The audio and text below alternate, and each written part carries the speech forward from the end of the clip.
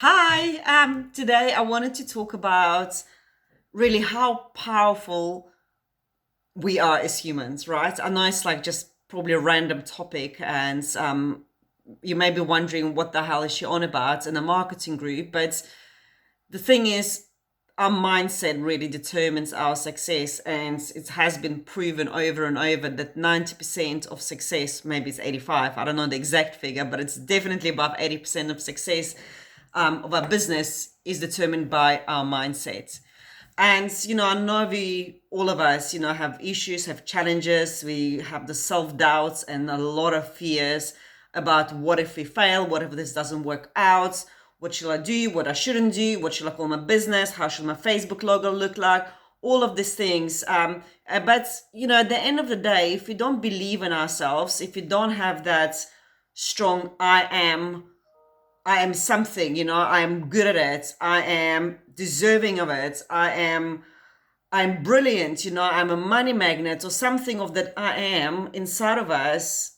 It's just, it's going to take us a lot longer to achieve our goals, and possibly we may never achieve them. So what I actually wanted to talk to you about today is the power of visualization and putting the intentions out there. And it's something I thought about of this morning when when I was doing boxing at the gym. Three things, or rather three experiences, popped into my mind, which was really odd. I actually had to stop there and take a break from punching that boxing bag.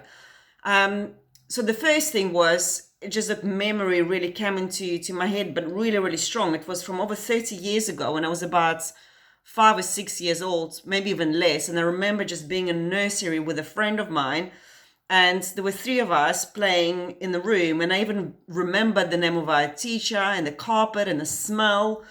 And, the senses, everything just came. I mean, I felt it. It was like I was being transported back into the environment. And we were playing with this little suitcase, like a doctor medical set, where we took everything out. And I still remember we put everything back in and we checked, we counted. There was only like six little appliances. There were scissors, there was hammer, something else. There were six little things. And we shut the lid. And I said to my friend, watch this now.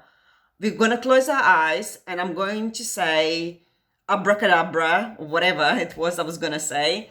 And when we open our eyes, pair of scissors is going to disappear. And of course, I mean, that was just a joke, right? But now we closed it. So we opened it. I remember we opened it and we counted everything and we made sure that everything was there, which it was. We shut it.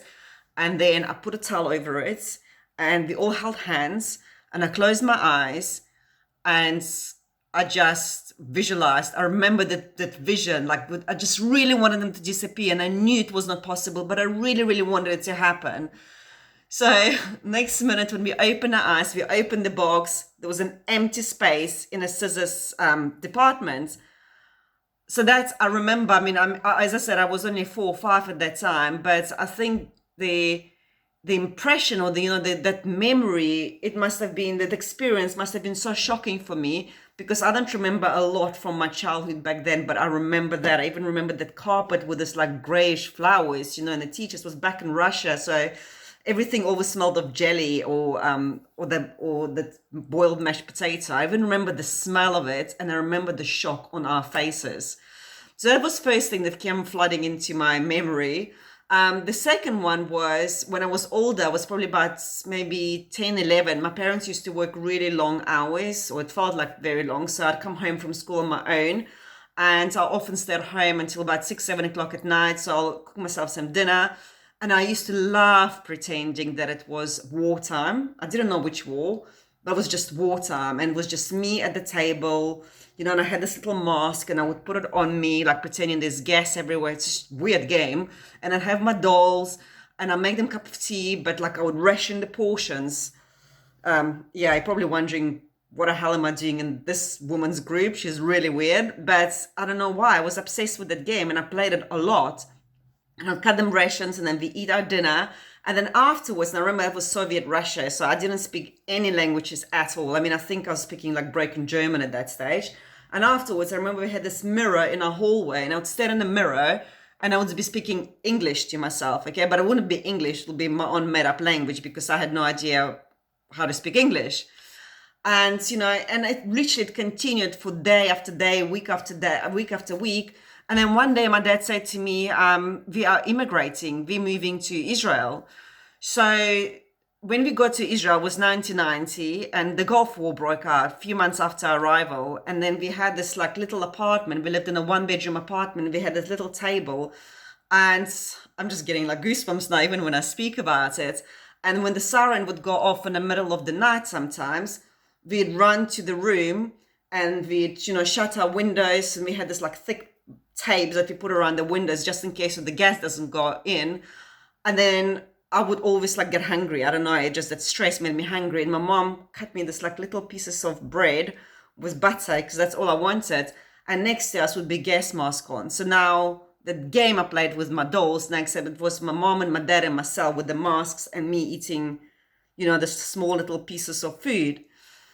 Now, after that, we lived in Israel for about maybe 6-7 months, and then my dad came home and he said, we are immigrating. This time we're going to South Africa. And of course, I was distraught. I didn't want to go because the war was finished. I was in Navy school and I was enjoying it. I was finally making friends. I was learning Hebrew. And now it was a new challenge. I was only 13 at that time, but I didn't have much say. So we went to South Africa, and guess what? I had to learn to speak there, English. So, I mean, it was, and I kind of never thought about it for many, many years. And recently, well, actually this morning, just those 3 incidents in my life, those 3 episodes in my life just really kind of popped into my head. And I probably stopped. It was just a fleeting second or maybe 2 when I just stopped punching the bag because the feeling was so overwhelming.